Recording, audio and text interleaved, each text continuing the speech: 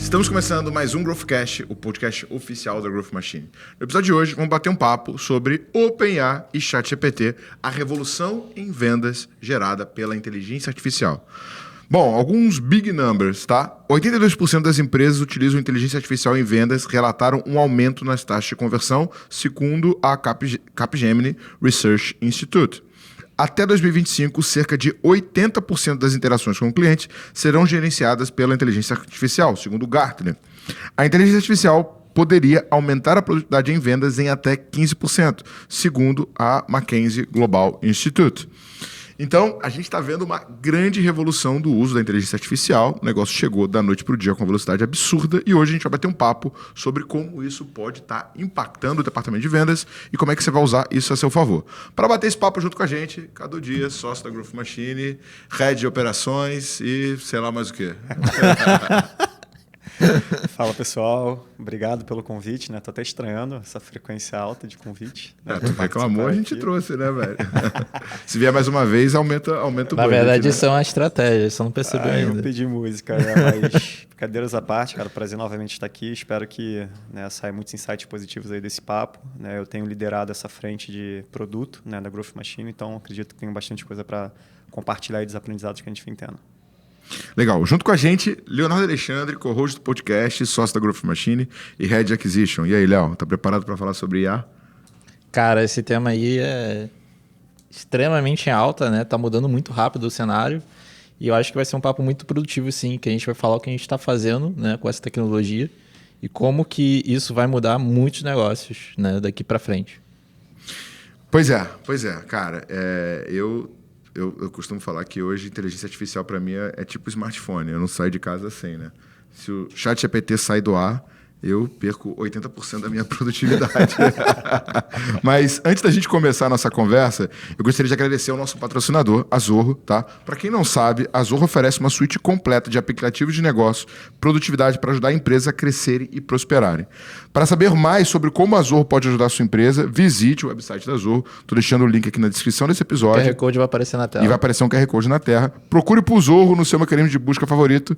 E obrigado, Zorro, por apoiar o Growthcast. Cadu, qual a sua visão, tá, sobre o papel da inteligência artificial em vendas e como você enxerga que essa tecnologia pode ser utilizada tanto pela gente quanto pelos nossos clientes? Perfeito. Bom, assim, digo hoje que ainda é uma tendência, né, isso, porque as empresas elas estão se adaptando, mas é um caminho sem volta, né, cara? Eu lembro que quando veio essa enxurrada, né, cara, com o ChatGPT, todo o planejamento que a gente tinha em relação ao produto, a gente jogou tudo pro alto, né? E, cara, começamos a focar e olhar pro ChatGPT. Assim, hoje, muito se fala em aumento de produtividade, né? Se você, cara, der um Google aí, você vai falar, puta, produtividade. Só que eu tenho uma visão, né, que vai além. Que, cara, a inteligência artificial e principalmente o ChatGPT, né, que é o tema aqui do nosso podcast, ele consegue ajudar também na estratégia de vendas, né? E não somente no aumento de produtividade. Então, por que na estratégia de vendas? Porque ele consegue ser uma arma positiva para que a gente consiga ter o melhor ataque no cliente, entender o melhor mercado, coisas que hoje as pessoas estão focando muito em como que eu automatizo, por exemplo, né, e ganho de produtividade, mas também a gente consegue ter melhores conversões e taxas, entendendo o melhor mercado, que ele também consegue ajudar e eu vou compartilhar isso aqui um pouco com vocês dos testes que a gente vem fazendo. Agora, você sabe que, não sei se vocês já viram aquele Instagram, Faria Limers, sabe? Ah, sim. Aí ele postou assim, ferrou. Todos os especialistas em metaverso viraram especialistas em inteligência artificial agora, né?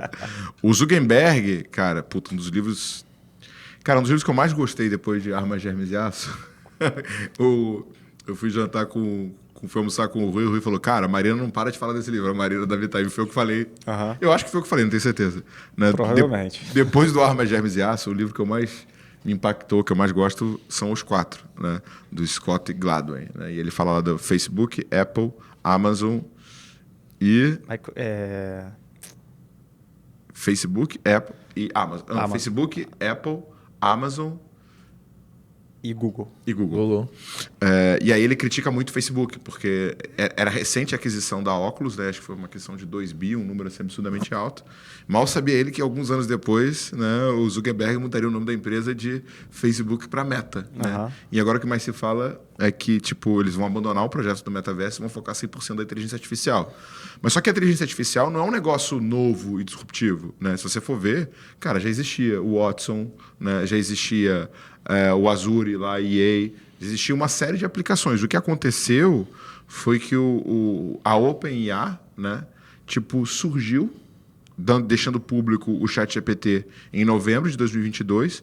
E, cara, e a galera começou a usar, foi um boom, né? Porque aí até, né, perguntei para o ChatGPT quem que é a OpenAI e o ChatGPT. Então, é claro que ele pode estar mentindo, né? Ainda mais que ele está falando dele mesmo. Mas OpenAI é uma empresa de pesquisa em inteligência artificial com sede em São Francisco, nos Estados Unidos. A empresa foi fundada em 2015 por um grupo de líderes de tecnologias, incluindo Elon Musk, Sam Altman, que é o CEO deles atualmente, Greg Brookman, com o objetivo de desenvolver uma inteligência artificial amigável e segura para a humanidade. O ChatGPT é o grande modelo de linguagem treinado pela OpenAI, baseado na arquitetura GPT, transformador de pré-treinamento generativo 3.5. Ele é projetado para gerar textos naturalistas em respostas a uma entrada de texto e dado. O ChatGPT é capaz de realizar uma ampla variedade de tarefas, desde responder perguntas até escrever histórias e até mesmo gerar código de programação com o modelo de linguagem. O ChatGPT é capaz de entender e gerar textos em vários idiomas, incluindo o português. Pode parecer simples, tá? Mas esse negócio é bizarramente assustador, né? Muito. Fala aí, tipo assim, em que você já usou o ChatGPT que mais te assustou, Léo? Tá, as aplicações que eu estou usando aqui na prática, tá? Primeiro eu usei para analisar resposta, né? Geralmente no marketing a gente roda muita pesquisa, então eu peguei um cluster de respostas que as pessoas deram e eu usei a inteligência artificial para analisar, e com base nisso eu pedi para ela escrever novos conteúdos, né? E ela começou a escrever e sugerir algumas coisas. Esse é um ponto. Outro ponto é que eu descobri que ela consegue sim usar a internet, apesar de todo mundo falar, não dá. Usa sim, se você pedir com carinho, ela usa. Tem uns plugins agora.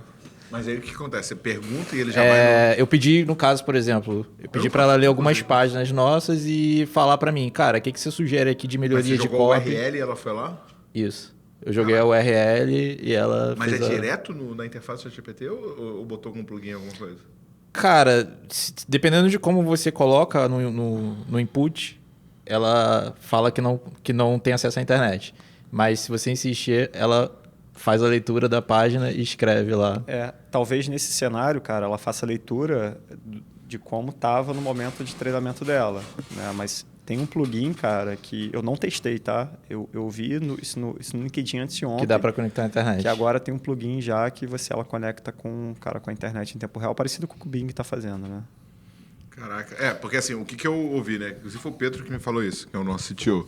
Que a própria OpenAI não deixou ela conectada à internet por conta tanto do aprendizado quanto o controle dela, né? Por exemplo, toda hora vem algum fórum internacional, as pessoas pedindo para o ChatGPT fazer uma coisa legal. Como faz uma bomba, como faz sei lá o quê e tal. E ele sempre retorna dizendo que está contra as diretrizes. Nananana. E aí eles têm medo de dar acesso a uma base de dados ilimitada e ele meio que fugir do controle, entendeu? Porque mesmo com o nível de dados que ele tem, eles têm um puta desafio, toda hora eles têm que ficar fazendo deploy para tirar alguma coisa que ele pode ser maléfico, né? Aí basicamente eu peguei e consegui escrever alguns testes de copy, né, para a página, e aí eu peguei esses testes, coloquei lá na plataforma do Google. Hoje existe uma ferramenta chamada Google Optimize, onde você pode colocar opções de copy lá e ele vai começar a comparar a copy, como se você tivesse duas páginas, mas na verdade você tem uma. A segunda página é uma variante que você criou dentro dessa ferramenta e ela vai comparar as duas e vai te falar qual que é melhor, né? Nos dois casos, o que a OpenAI lá, o ChatGPT criou, ganhou, né? Então hoje a gente está com uma página que tem uma taxa de conversão maior graças ao ChatGPT. Cara, assim, é bizarro. Foi o que o Thiago falou, assim, a inteligência artificial já existe há muito tempo. O que a OpenAI fez, né, foi popularizar, né, a linguagem natural, que já existe há um tempo, né, mas era muito restrita.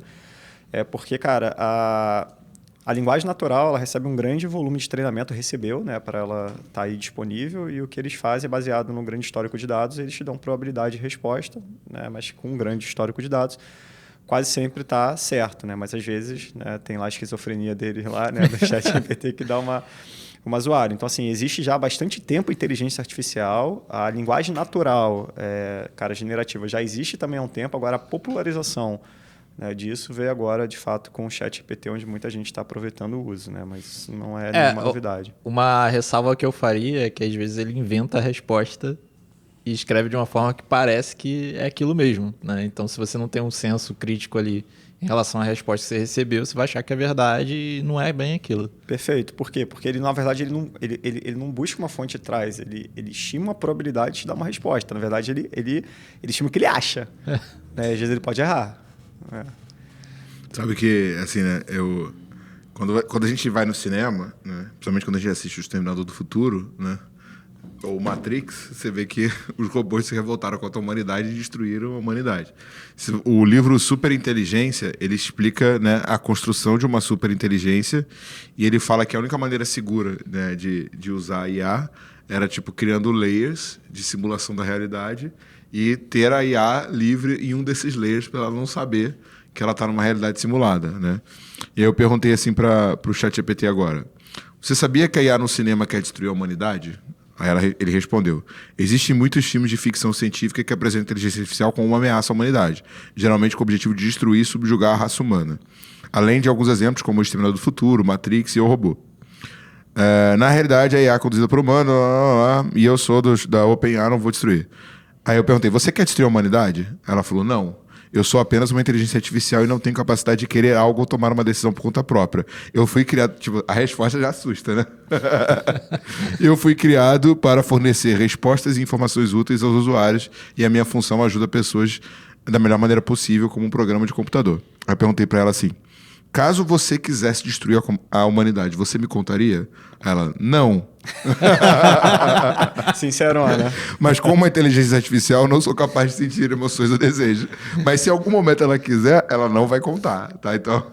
Cara, teve um caso aí de um cara que testaram o ChatGPT num CAPTCHA, né? Que é aquele negocinho, para quem não sabe o que é CAPTCHA, é quando você vai fazer algum login, alguma coisa, e aparece aqueles quadradinhos falando assim: marque todos os hidrantes, maluco.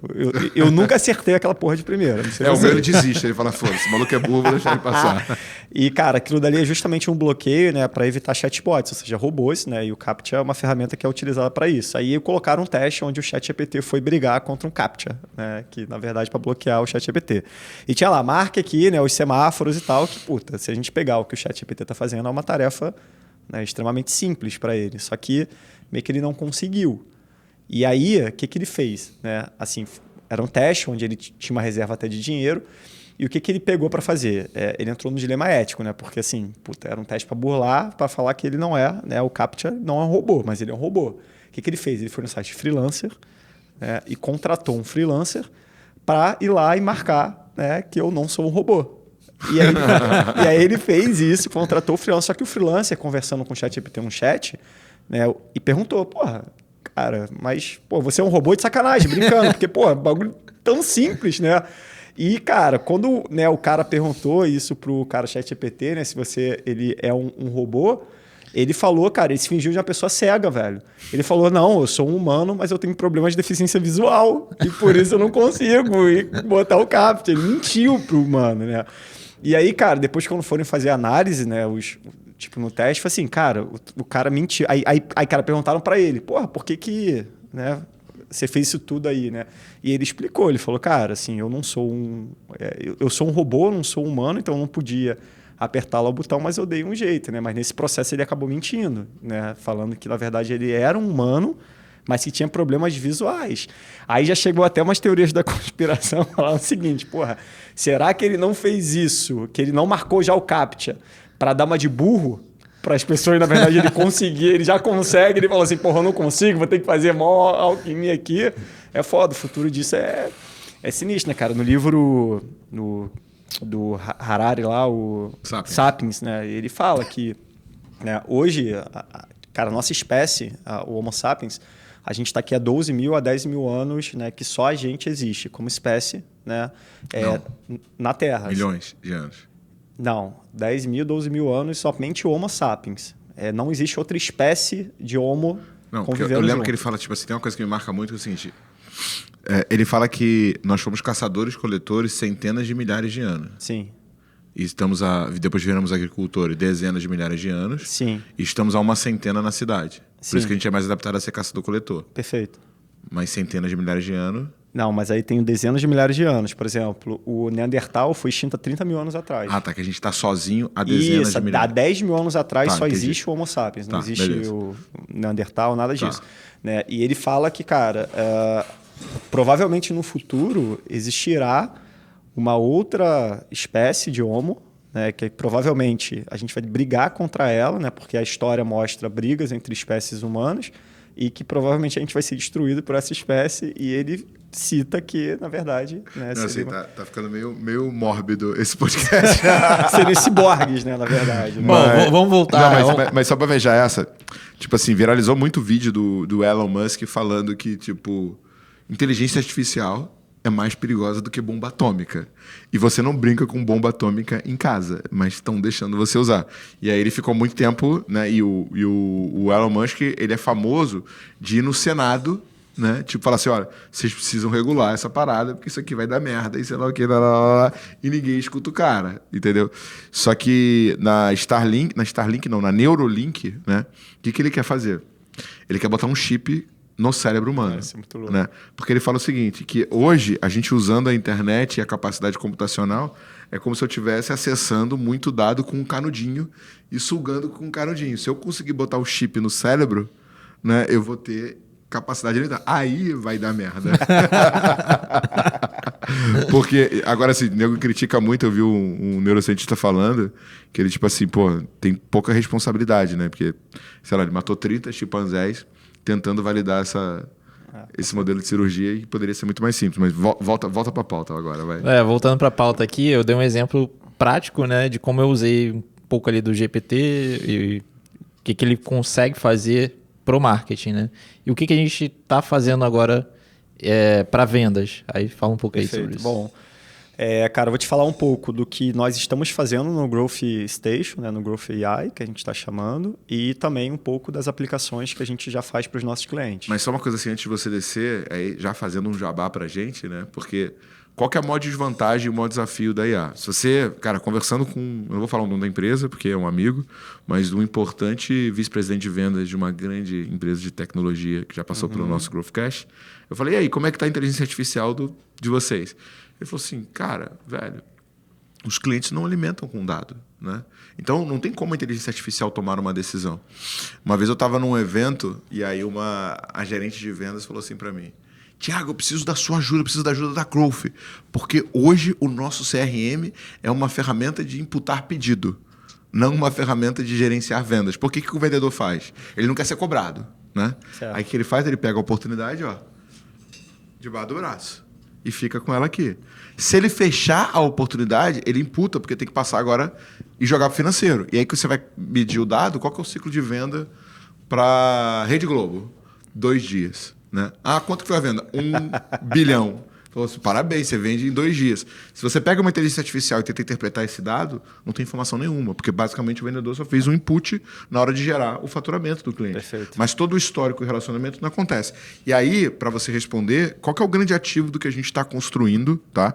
E você que está ouvindo, quer revolucionar a tua máquina de vendas, a gente tem tanto uma imersão, onde a gente te mostra em 3 dias, nós 3, né, mais o Bernardo e alguns convidados, como é que você monta isso, quanto nós temos um modelo de acompanhamento dentro de uma plataforma onde a gente salva todos os dados de prospecção e de vendas dentro de um modelo que pode ser interpretado e otimizado pela OpenAI, pelo ChatGPT ou por qualquer outra inteligência artificial. Só que, se você tem uma operação comercial que o teu time de vendas não está alimentando dados, não está salvando histórico, não está mostrando como está sendo a troca com o cliente, não vai ter o que analisar e o que otimizar. Manda ver. Perfeito, cara. E é por isso que a Growth, né, sobressai nesse ponto, que a gente consegue, os clientes que não têm muito desse histórico, a gente consegue fomentar, né, com a nossa base.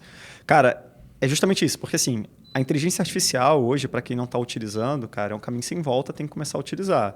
Só que ela, sozinha, ali, por exemplo, só o ChatGPT para vendas especificamente, não vai trazer todas as respostas, tá? porque, como eu expliquei aqui anteriormente, ela dá algumas estimativas. Então, se não tiver uma base de dados certa para ela consultar, ela vai acabar dando algumas respostas erradas. O que a Growth faz, né, e que, cara, é muito bem feito, que é uma grande vantagem nossa, é que a gente tem um grande data lake, né? Para quem não sabe, data lake é um grande lago de dados, muito dado, só que a gente teve o cuidado de estruturar esses dados. Então, é um trabalho de bastidor, né, que os nossos clientes eles não veem, mas a gente tem um trabalho de bastidor muito forte, onde eu consigo estruturar, por exemplo, ticket médio, setor, tamanho da empresa, cara, até a idade do SDR. Então, ou seja, cada dado nosso de prospecção de vendas, ele está ligado a um perfil, tanto da pessoa que está fazendo, quanto da empresa que está sendo prospectada, quanto da empresa que está prospectando. Então, com base nisso, eu consigo ter uma amostragem muito melhor. Porque o que funciona, por exemplo, para uma empresa que tenha 10 funcionários, talvez não funcione para uma empresa de 1.000 funcionários. Então, se, por exemplo, eu tenho um grande data lake, um banco de dados, sem essa classificação, por exemplo, e boto para mim IA aprender ali, ela vai aprender coisa do cara de 10 funcionários, caso de 1.000 funcionários. E ela vai te cuspir alguma coisa. Talvez para o cara de 10 funcionários não sirva o que ela está te ensinando, né? Hoje na Growth, então, um grande ativo que a gente tem é justamente fazer essa separação, que a gente consegue colocar a nossa IA para aprender, digamos, melhor. Tá? E uma outra coisa que é um grande diferencial nosso hoje na Growth, né, que a gente, cara, a gente hoje está olhando muito para isso. Nós já criamos times, uma área de pesquisa, né, tipo de P&D, aqui dentro, que a grande sacada da IA é o prompt. Prompt, para quem não sabe, é o comando que você vai dar para solicitar para ela alguma coisa, né? Então, a gente tem feito testes exaustivos em relação a, cara, qual é a melhor forma de pedir, né, isso para ela, para que ela me traga a melhor resposta. Então, são duas coisas. Eu tenho que botar ela para aprender direito, que é o nosso banco de dados, nosso grande data lake estruturado, como eu expliquei, nós temos e estamos fazendo. Só que o segundo ponto é como que eu consulto esse banco de dados da melhor forma, né? Que é o estágio da pesquisa agora que a gente está. Então, por exemplo, no início aqui do nosso podcast, antes de começar, você me falou, pô, tá foda lá a parada lá do cara do... Foi do CodeMail, né, que você viu? O prompt de gerador de code e-mail. Cara, de e-mail. Por quê? Para chegar naquele... É a versão 3 já que a gente está. Né? E, cara, cada semana a gente vem evoluindo. Por quê? A gente tem colocado comandos específicos, né? Que isso aqui eu não posso abrir aqui, né? Que é o nosso diferencial competitivo. Mas, cara, tá ficando tão bom que ele está reproduzindo e-mails, os nossos melhores e-mails, né? Coisa que a gente levava alguns minutos, ou alguns bons minutos para construir um bom cold e-mail, cara, eu tenho agora a IA construindo isso para a gente em massa e com os nossos melhores cold e-mails com base no nosso histórico. Mas para a gente chegar nesse nível, eu precisei de duas coisas, né? 3 coisas, na verdade. Um bom banco de dados estruturado, tá? Um time de research, né, que está fazendo as pesquisas de prompt, testando para ver se está vindo coisa legal ou se não está, né, e fazendo esses ajustes e transformando isso em comandos finais, que é o que a gente está colocando agora na nossa ferramenta. Tá? Quantos prompts a gente já tem pronto? Cara, hoje assim, a gente... Prompts diferentes, tá? A gente tem o de cold e-mail, tá? Tipo gerador de cold e-mail. A gente tem o de social point. A gente tem o de cold call. A gente tem o de PSF. E a gente tem o de spin selling. Tá? Então, a gente hoje estamos trabalhando em 5 prompts diferentes. Cada prompt desse que tem versões, que a gente vem aprimorando, estão em estágios diferentes. Tá? Então, por exemplo, hoje o cold e-mail foi o que a gente, cara, determinou para ser o pioneiro. Né? Assim, o cara, para a gente aprender tudo, então ele está mais adiantado. Os outros estão um pouco mais atrasados, estão em fases diferentes. Então, como é que a gente começa, cara, fazendo isso? Posso explicar aqui? Como é que é o processo? A gente, antes de levar para a plataforma, né, para o nosso time de desenvolvimento codar, de fato, a gente tem um time de pesquisa onde eles fazem esse trabalho por planilha mesmo. O que a gente faz? A gente integra a API, né, de um Google Sheet, por exemplo, ao ChatGPT, e eu começo a simular prompts por ali. Quando eu começo a ter alguns comandos mais ou menos, o nosso time de tech cria tipo uma interface feia pra caramba, só para intensificar os testes, para dar mais volume de dados. A partir desse momento que a gente tem a direção e a gente começa a validar os comandos, a gente passa lá para a plataforma. Ou seja, por exemplo, a PSF e a Spin que eu falei. E tá a plataforma é o Growth Station. Exatamente. Cara, está na fase 1 ainda, está em planilha, a gente está jogando, a gente está treinando. Só que qual que é o grande segredo? É treinar. A grande sacada que é difícil é treinar a IA para ela te dar as respostas certas. E deixa na mesma aba, você sabe? Na mesma base de pesquisa? Sim, fica tudo salvo na mesma base de pesquisa. É, porque esse é um... Tipo assim, o que eu faço? Por exemplo, eu não acredito, tá, que dá para particularmente, uma opinião pessoal minha em relação a ter usado muito. Para social media, por exemplo, eu não acredito que dá para usar hoje o ChatGPT para escrever post, saca? Porque ele tem muito viés, ele tem muito clichêzão. Você fala assim, faz um post sobre sei lá o quê. Ele vai botar a palavra sucesso, vai botar a palavra felicidade, e aí ele fica muito manjado, sabe? Parece coach barato, entendeu? Então... mas eu acho que isso encaixa justamente com isso. o que o Cadu falou. No prompt, você pede para ele remover algumas palavras. Cara, o nosso prompt, a linha de comando hoje do CodeMail, se eu não me engano, ela tá com 26 comandos diferentes que a gente bota, só que é automatizado. Eu usei, achei do caramba. Mas assim, por exemplo, como é que eu uso ele? Primeiro, eu alimento ele, eu pego uma aba, né, e vou usar só essa aba. Eu alimento ele com muito dado. Então, por exemplo, eu pego pesquisa que a gente rodou com base de cliente, número de faturamento, sei lá o que, e peço para ele consolidar. Eu vou consolidando. Depois, eu tenho alguns prompts prontos de copyright. Então, assim, cara, headline, big idea, sei lá o que, use um gatilho mental. Então, eu tenho todas as variáveis. Só que mesmo assim, eu reescrevo no final, porque não é a palavra felicidade ou a palavra sucesso. É que ele fica muito... fica muito óbvio, entendeu? O que ele está fazendo. Então, quando você vai para uma linguagem mais natural, mas é melhor. justamente o problema que ele comentou, que é a base de dados. Por exemplo, o GPT, ele tem como base de dados a internet, né? Até o ano de 2021. Cara, a maioria dos conteúdos de copy na internet é uma bosta.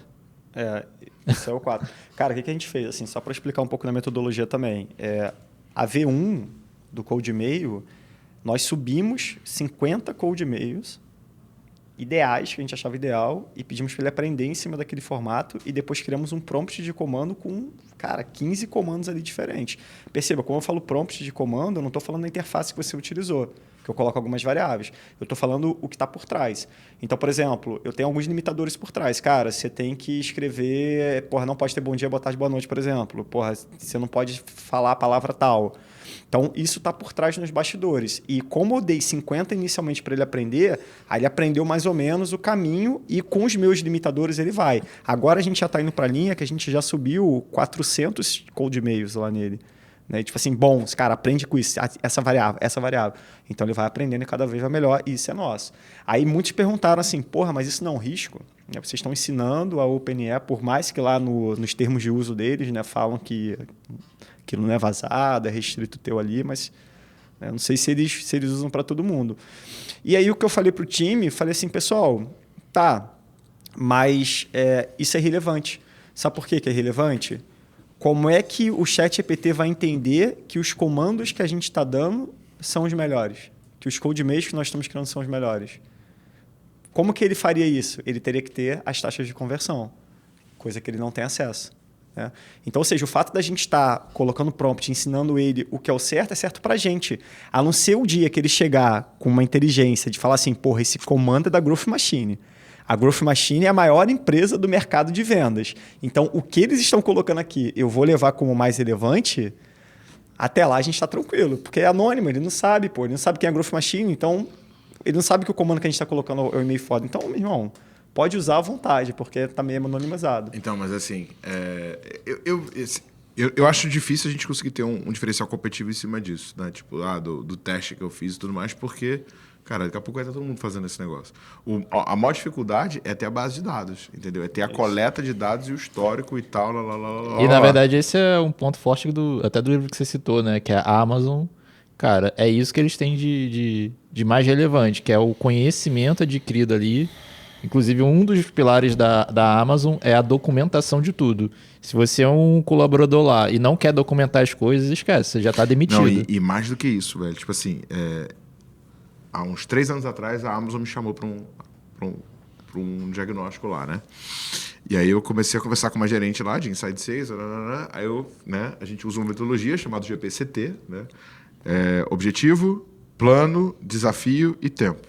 Eu perguntei, qual que é a tua meta? Aí ela, isso eu não posso te dizer.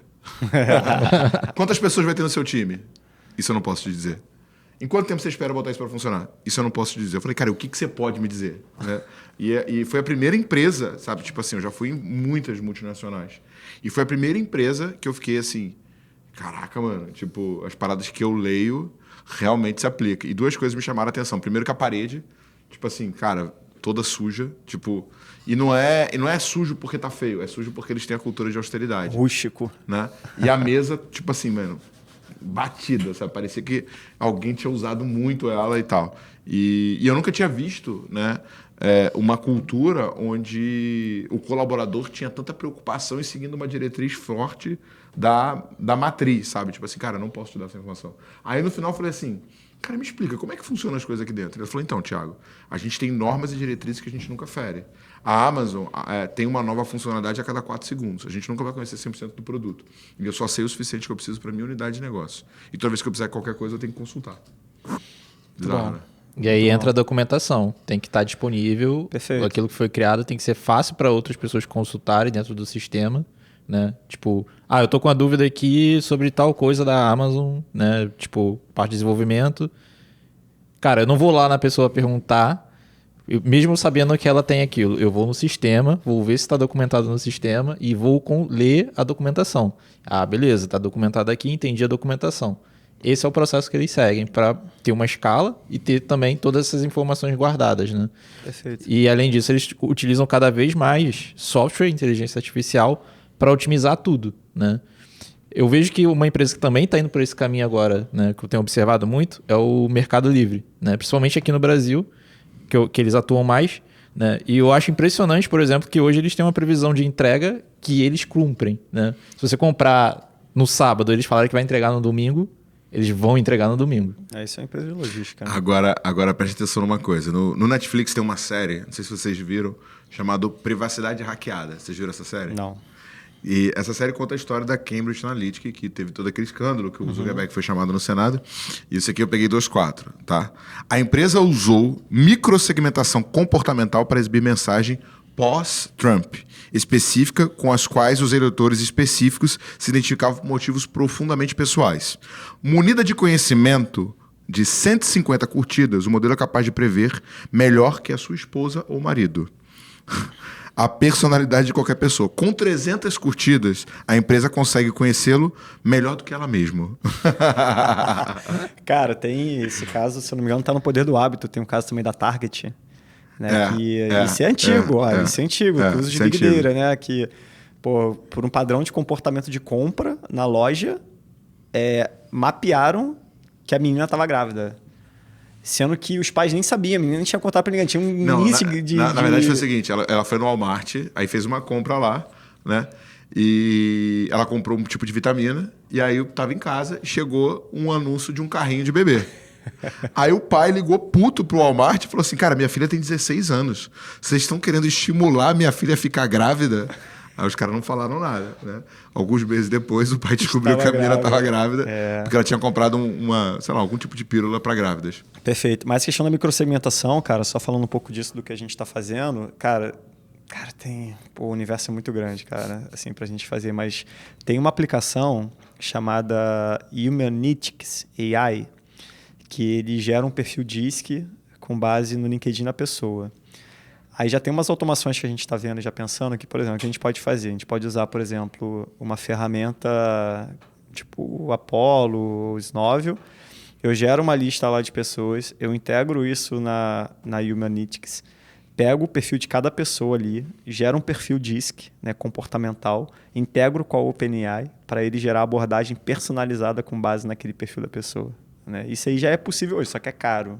Porque eu fazer uma requisição dessa para cada pessoa, o custo fica muito alto. Mas você está prospectando Enterprise ABM. Perfeito. E é uma coisa que a gente já está estudando para a gente seguir. Né? Nesse Agora, da ultrapersonalização. indo para essa linha dos desafios, né? Porque, galera, assim, o que a gente ensina, tanto na imersão, quanto no nosso modelo de acompanhamento, né, seja na aceleração, seja no 10X? O grande problema da maior parte das operações comerciais é que eles tentam vender para todo mundo. E, por consequência, quando eu tento vender para todo mundo, eu não consigo entender dor e sonho. Perfeito. Eu consigo entender produto. E aí, o que a gente tem? Vendedores especialistas em produto, não vendedores especialistas em diagnosticar a necessidade e apresentar benefícios a qual o produto proporciona. Cara, o que você entende que é o primeiro passo para eu começar a implantar IA no meu negócio e como eu posso fazer isso? Perfeito. Bom, assim... O foco primeiro que eu faria em IA é com relação a ganho de produtividade. Então, cara, tem muitas aplicações. Assim, por exemplo, essa própria questão que a gente está falando de criar e-mail, um template e-mail. Isso é um ganho de produtividade, mas também é um ganho estratégico, porque você consegue, às vezes, melhorar a tua conversão e não apenas você, cara, reduzir o teu tempo de criação, tá? Mas uma dica base, cara, que eu daria assim, para as pessoas em vendas, para começarem a utilizar a IA, o ChatGPT mesmo hoje, que seria muito útil, é 2 coisas. Primeiro, criação de abordagens. Então, às vezes, por exemplo, eu quero criar um e-mail de follow-up de vendas pós-proposta comercial. Cara, a gente fez os testes lá. Ele, de novo, ele dá umas respostas que você tem que entender se está no caminho certo ou não, mas ele, poxa, para quem não tem nada, às vezes não cria porque não sabe, poxa, não faço ideia, joga lá que ele vai te dar uma boa base. Uma outra coisa, para quem quer se aprimorar em estudos, cara, puta, você consegue lá, eu quero virar um especialista em vendas, cara, ele vai conseguir te dar uma trilha muito boa em relação, por exemplo, a livros, a cursos, perfis que você vai seguir. E um terceiro ponto que a gente viu uma aplicação muito boa também, que é simples, cara, é com relação à parte estratégica. Então, por exemplo, você fala um pouco da sua empresa lá, e ele vai te dar umas ideias de segmentos que você pode abordar e o tamanho desses segmentos ele também consegue fazer. Tem umas defasagens, tá? Mas já é um caminho muito bom. Ou seja, você consegue utilizar hoje a IA para entender se você está vendendo para o melhor mercado, com base nos dados que ele tem ali e a amostragem que ele vai te dar, qual que é o tamanho desse mercado, se é um mercado em potencial ou não, e também ele te ajuda a construir as abordagens. Por exemplo, se você rodar um Kanban Prospect, que é a nossa metodologia, e pegar as informações que você colocou no Kanban e munir o ChatGPT ali com isso, na versão free mesmo, poxa, você vai ter excelentes abordagens ali. Tá? Agora, sabe uma coisa que eu estava pensando aqui, cara? Hoje, né? Hoje a gente não faz mapeamento de jornada de compra, faz? Dentro da aceleração? Só para quando a venda ela é bem enterprise, que a gente chama que é o best path of sales, né? Que é o melhor caminho de vendas, aí a gente faz mapeamento de jornada de compra. Porque acontece o seguinte, né? Qual que é a base, né? Tanto seja para marketing, seja para vendas. Eu pego histórico de vendas.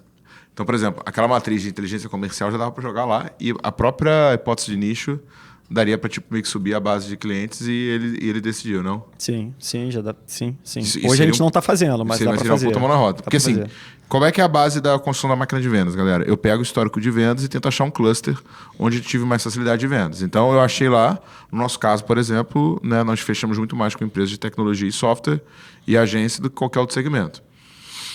Você imagina se, a partir disso, eu tenho aqui uma base de jornada de compra mapeada e o cliente já pode meio que, tipo, espetar a jornada de compra, tá ligado? Então, por exemplo, a gente sai mapeando tudo. Vou mapear a indústria, vou mapear varejo, vou mapear a distribuição, vou mapear a tecnologia, vou mapear serviço. Fazemos um cluster de entrevista com 50 clientes para ERP, para CRM, para Cloud Computing. E deixo pronto aqui, ó, só para o cara consumir.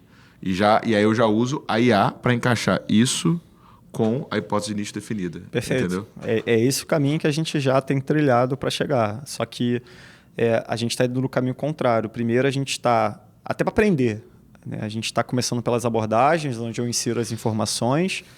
Validei o modelo, entendi, eu vou subindo, até chegar ao ponto que, por exemplo, baseado apenas no produto do cliente, no público-alvo, ou na base histórica do cliente, eu já vou cuspir toda a nossa metodologia em relação a PSF, o Kanban, a Spin. Né? Uma outra aplicação também que eu usei bastante, né, é para facilitar com previsão, né? Por exemplo, se você imputar lá dados, né, de operação, né, tipo, tanto de conversão, tanto de venda, tanto de closes, tanto não sei o quê, o seu dado de operação, se você tiver esses números, imputar e falar, cara, e se eu escalar isso fazendo tal coisa, o que acontece? Em 1 ano, 2 anos, 3 anos, 5 anos, cara, calcula tudo para você.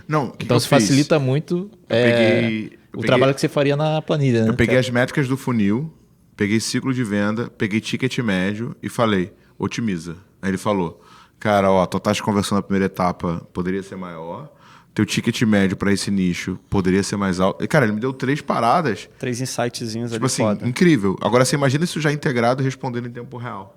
Né? O quanto que isso pode fazer diferença. Agora é o seguinte, cara, perguntei aqui pro ChatGPT, para quem tá ouvindo o podcast, como é que faz para vender mais e ter mais resultado?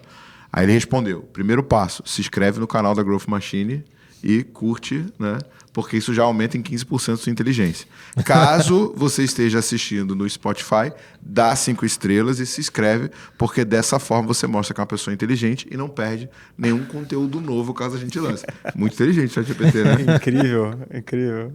Ó, e só pra fechar, você que tá assistindo esse podcast, já tira um print, joga nos teus stories, seja no Spotify, seja no YouTube, marca CaduJJR. Leonardo.alexandre.si @tiago.th.gm e @growthmachinebr no final. Todo mundo que fizer isso vai receber um presente meu direto lá na DM. Não sei escrever Growth Machine. A logo aí, ó. Pra ajudar, já tem uma colinha. Pois é. Cara, gente, o que eu penso, tá? Time de marketing, você imagina. Criar um prompt para cada coisa que tem que ser feita, né? Cara, prompt para e-mail de entrada e saída, landing page, né? Cara, tipo assim, deixa pronto. Cara, defina uma headline, defina um corpo, defina uma descrição, defina a prova, defina sei lá o quê. E a gente só muda a variável. O nome do evento é esse. E aí ele cospe. Mesma coisa. E aí, beleza. Né? Isso para landing page. Resolvemos todas as landing pages. Cara, o que o Dieguinho fez uma vez? Ele pegou a API da Amazon e pegou os livros no 12.000, né? Eu vou contar isso porque já tem muito tempo, já não, na época era segredo, mas agora não é mais. Ele pegava a API da Amazon, pegava os livros mais buscados da Amazon. Livros mais buscados da Amazon, ele ia lá, automaticamente jogava no Google Translate, porque não existia o ChatGPT, né? E traduzia do inglês para o espanhol, do espanhol para o português, do português para o italiano, do italiano para o português de novo. Aí saiu um texto diferente do texto original, porque como ele foi traduzindo várias vezes, não vai ser igual. Ele publicava no blog e deixava ali ligado. Quando a Spider do Google passava e indexava, notificava um redator e o cara reescrevia. Só que o que ele fazia? Ele publicava 50 artigos por dia de maneira 100% automática. Agora dá para fazer isso usando o ChatGPT, entendeu? Então, assim, publica, acha o que está tendo trend, né? Publica. Porra, o Google indexou, reescreve e melhora. Porque, tipo, o Spider, ele vai demorar de 15, né, a 90 dias para indexar o teu site. A não ser que você esteja muito otimizado, que ele vai indexar toda hora e você vai ter que ter uma corrida para reescrever. Agora, imagina, você usa uma IA para produzir conteúdo, você usa uma IA para escrever roteiro, uma IA para achar a viralidade, uma IA para transcrever a viralidade. Então, assim, se botar 100%... Mesmo com o time de marketing de 10 pessoas que a gente tem hoje, a gente vai estar trabalhando igual, sei lá, o time de marketing da IBM, entendeu? Mas assim, dicas finais, o que você diria para quem está ouvindo a gente e que precisa aplicar e ver ali como uma oportunidade de ser mais eficiente, mesmo tendo pouca grana? Boa. Cara, assim, primeiro, não briga contra, né? A IA, cara, veio para ficar. Então, quem achar que pô, isso é passageiro, isso é modinha, cara, vai ficar para trás. E, cara, estuda, né, a IA, porque tem muita coisa para aprender. E, como eu falei assim, não é apenas ter acesso à ferramenta, é saber usar a ferramenta, né? Então, cara, e tenta colocar em prática para ir aprendendo um pouco, como eu falei nas dicas lá de cold mail e tal, para realmente começar a tirar bons usos disso, porque senão vai ficar para trás, né? Você falou que você não acredita que seja um diferencial competitivo. Eu realmente acredito que um dia não, só que como eu vejo que a gente saiu na frente de alguns players, essa inteligência que a gente está ganhando, cara, isso vai ser um diferencial competitivo, porque a resposta ela vai vir para quem der o melhor comando, né? E aí o aprendizado desse melhor comando que vai ser o ouro, né? E o segredo ali, não de fato a inteligência para escrever, e sim como perguntar. Você, Léo, o que você acha que seria um primeiro passo aí para quem está ouvindo e começar a usar de alguma maneira? Cara, primeiro entender o que você está fazendo, né? Que consome muito tempo e que você pode parar para otimizar, né? Que basicamente o que eu uso hoje, por exemplo, dessas ferramentas de inteligência artificial é tentar otimizar e ganhar mais produtividade, ganhar mais tempo livre, né? Porque assim, e por que eu quero ter mais tempo livre? Porque o que importa no final também é um pouco da estratégia. Se você não tiver uma boa estratégia, cara, você vai trabalhar muito e não vai ter o resultado que você quer. Perfeito. Cara, teve um post de um dos founders da Startse, né? Tô vendo aqui se eu consigo achar esse post, que ele mostra uma empresa de educação nos Estados Unidos. Cara, eu vi isso aí, que a empresa perdeu um valuation assim, de um dia para noite absurdo, né? O cara, ele... Pô, cara, você pode olhar melhor aí, mas é basicamente o seguinte, os caras, eles eram meio que uma empresa que dava apoio, tirando dúvidas de estudantes. Os caras avaliados em Capital aberto na capital bolsa. aberto, pô. Capital aberto. Então, assim, porra, o ChatGPT acabou, velho. Porque pergunta pro ChatGPT, porra. Não precisa perguntar mais pros caras. Não, né, assim, o que ela fazia? Ela ajudava com atividades escolares, né? Então, caraca, ele posta muito. Então você tem um dever de casa para fazer, você tem uma parada para fazer e tal. Eles vão lá e te ajudam. Agora o ChatGPT ajuda. Aqui.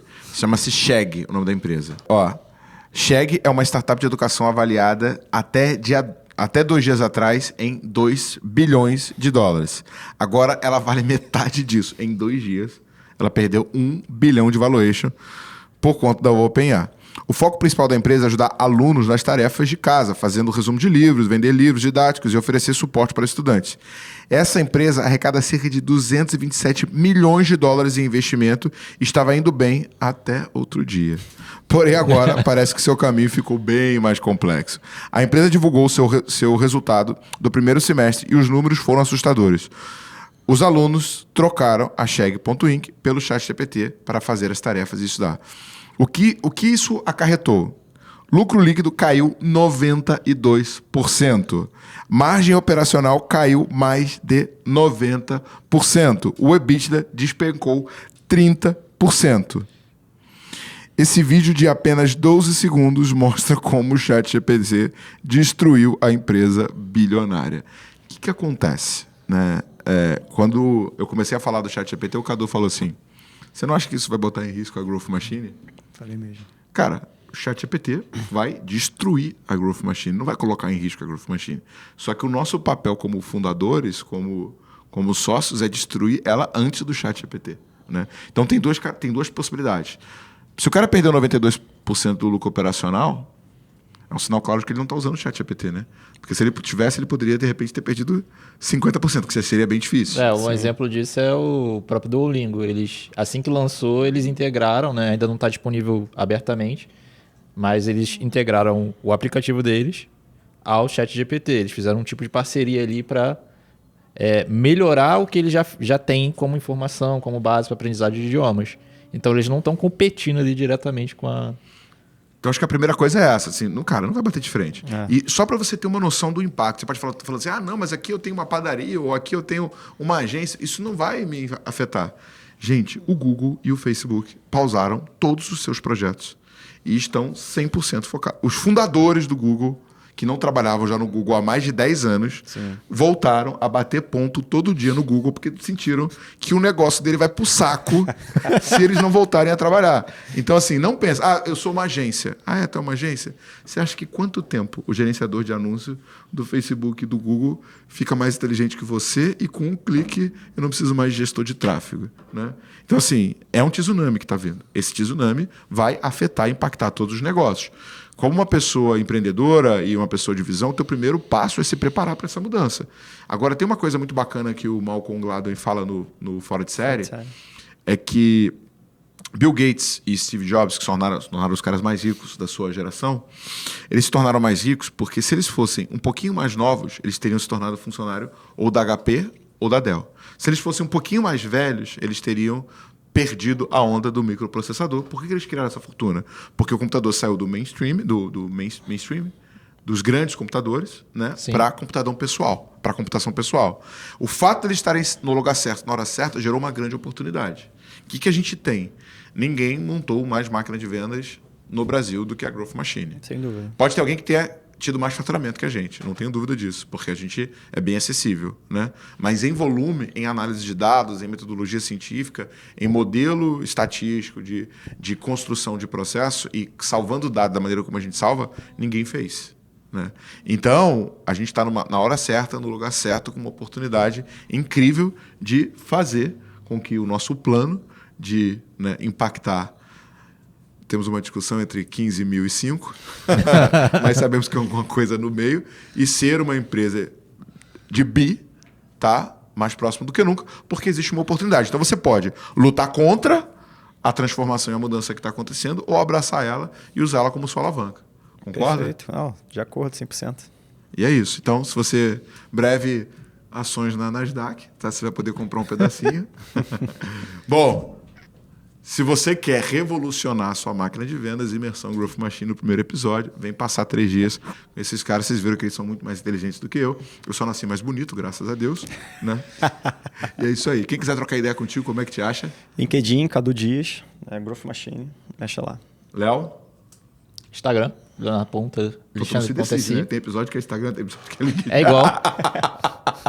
É igual. Se você buscar no LinkedIn, é o mesmo usuário. Boa. Thiago Reis, joga no Google. Se você não me achar, Thiago Reis Growth Machine. Precisa jogar só Thiago Reis. Ou se acha um motoboy, eu acho o Thiago da Suna. Né? Thiago Reis Growth Machine. Se você não me achar, culpa o Léo lá no Instagram dele. Fala assim, pesquisei e não achei. Pra conta.